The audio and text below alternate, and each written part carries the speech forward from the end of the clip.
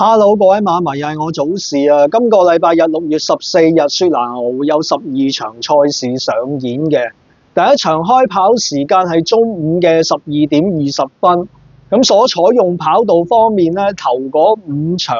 都係呢個全闊嘅 A 跑道長直路，跟住由第6至到第11場咧係全闊 A 跑道嘅短直路，而最後一場咧就係第2跑道嘅。咁騎師方面咧就有前新加坡嘅冠軍見習生郭偉漢過嚟呢個大馬嗰度上陣嘅。咁然之後有2場杯賽，包括係第7場嘅韓國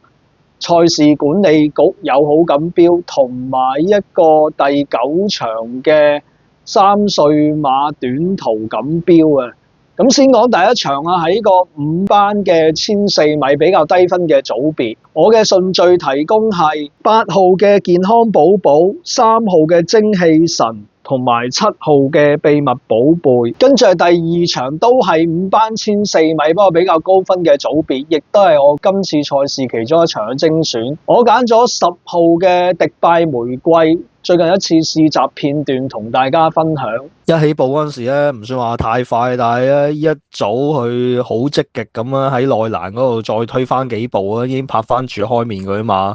咁同事嗰啲馬咧都係比較高分啲嘅，包括咧拍住佢嗰隻咧頂級獸啊，跟住咧喺黃黃地第3位咧就係威泰賢，最開面嗰隻咧就係紅龍來了嘅。咁啊，差唔多跑到轉彎嗰陣時咧，呢隻迪拜玫瑰咧比開面嗰啲紅龍來了同埋威泰賢咧過咗少少，但係佢貼欄轉彎咧就慳翻啲腳程啊！而家都係4隻馬咁拍住入直路。咁而家迪拜玫瑰咧成內欄之地咧又上翻嚟嘅，跟住接咗上嚟咧就係呢個頂級獸，開面咧就係紅龍來了，反而威泰賢嗰個反應麻麻地嘅。咁最後階段咧呢隻迪拜玫瑰安上人再俾佢幾步，但係都幾有反應嘅，彈甩咗啊後面嗰啲頂級獸啊同埋紅龍來了啲馬過終點嗰陣時咧，迪拜玫瑰啊贏咗組試習嘅頂級獸第2、第3，紅龍來了包尾係威泰賢。咁呢個迪拜玫瑰咧，雖然喺賽事上咧跑咁多場都未有過3甲啊，咁但係咧其中有一場咧就係跑比較高級嘅水準嘅同程1004米後上係追近嘅。咁再結合翻咧啱啱嗰課試習咧早段咧用一個主動嘅跑法可以一放到底咧，所以今次有理由相信佢跑翻啲標準班次嘅賽事咩輕磅咧，以3歲馬有進步嘅情況底下咧，應該會有突破性嘅演出，半眼咧係值得捧場嘅。咁次選同埋第3選咧揀一對係班底比較高嘅馬，包括係呢個1號嘅唐太宗同埋2號嘅一哥。咁兩隻馬嘅共通點咧，都係跑咗1004米咧，跟順之後會有一段幾強嘅後勁嘅。唐太宗咧繼續用同佢合作嘅上名得好高嘅河西，而呢隻一哥咧今次排個檔位比較好啲，所以早段咧應該唔會太落後，都可以後上揸一席嘅。第2場賽事我嘅順序提供係10號嘅迪拜玫瑰、1號嘅唐太宗同埋2號嘅一哥。咁策略上咧，呢一場1號、2號、10號呢3隻馬咧，都係跑咗路程咧，應該跟順之後會發揮一段幾強嘅衝刺嘅，可以試下喺個鐵角 Q 同埋位置 Q。跟住係第3場喺個雙贏錦標1004米，我嘅順序提供係2號嘅我決定、4號嘅富達卡拉同埋1號嘅金陵星馳。跟住係第4場喺個4班嘅1005米比較高分嘅組別，我嘅順序提供係1號嘅莊家驕傲、3號嘅紅蜻蜓同埋11號嘅小啲。跟住係個第5場優越 B 級賽1003米，我嘅順序提供係6號嘅杜馬、5號嘅驚恐同埋4號嘅莊家開心。跟住係第6場喺個4班嘅1002米比較高分嘅組別，我嘅順序提供係1號嘅馬壇灰手、2號嘅頂峰神區同埋4號嘅嘉樂林潮。跟住係第7場喺個優越 A 級賽1002米其中一場嘅杯賽場合，我嘅順序提供係5號嘅莊家第一、3號嘅都德同埋1號嘅白金之帝。跟住係第8場喺個4班嘅1200米比較低分嘅組別，我嘅順序提供係4號嘅銀武士、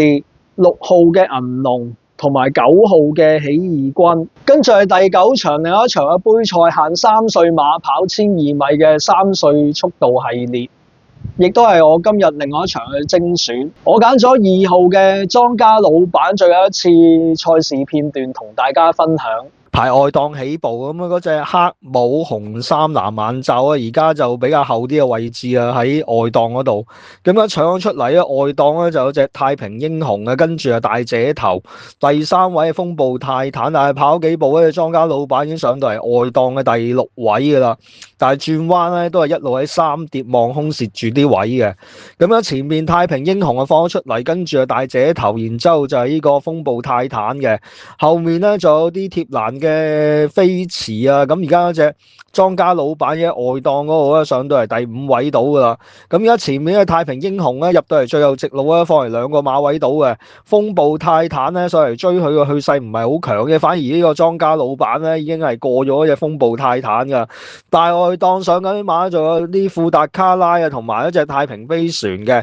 咁最後階段咧，莊家老闆咧已經過咗風暴泰坦啦，直追終點噶啦。反而咧太平飛船都追唔到啊，跑到第2、第3就係風暴泰坦嘅。咁嘅莊家老闆咧，其實跑呢中短途賽事咧都係跟得鬥得嘅，咁所以今次咧預計呢場早段都幾多快馬搶嘅情況底下咧，佢嘅跑法比較機動，3甲1隻比較穩陣啲嘅。咁次選方面咧，會揀個4號嘅壯龍。咁呢隻馬雖然評分又好似低啲咁啊，但係咧出賽經驗咧，全組馬之中喺大馬係最多嘅。咁今次咧又係咧可以跟順咗之後發揮一段後勁嘅馬咧，喺呢一場賽事咧有啲着數嘅。如果前驅有咩閃失咧，可以代之而興。跟住第3選咧揀翻係評分最高嘅1號王者之王。咁如果係計級數啊，上次贏隊個大都會 A 級賽其實係全場最高嘅，亦都係評分最高嘅一匹。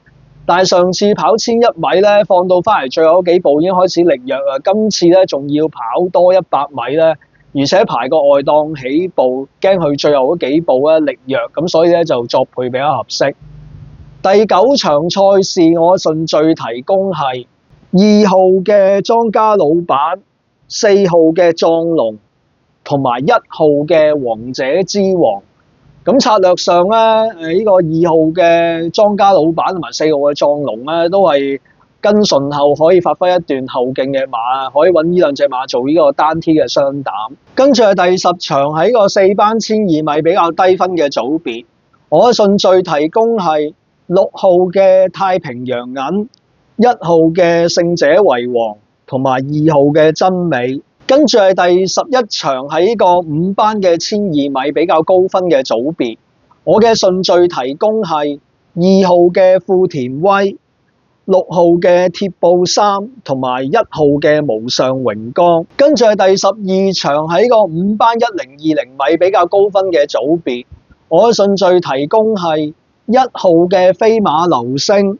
3號嘅太平音速同埋6號嘅林家西內。咁下一次嘅雪蘭莪賽事咧，今個月都會喺禮拜日舉行嘅。下次咧就係下個禮拜日嘅6月21號。我哋到時再見啦，拜拜。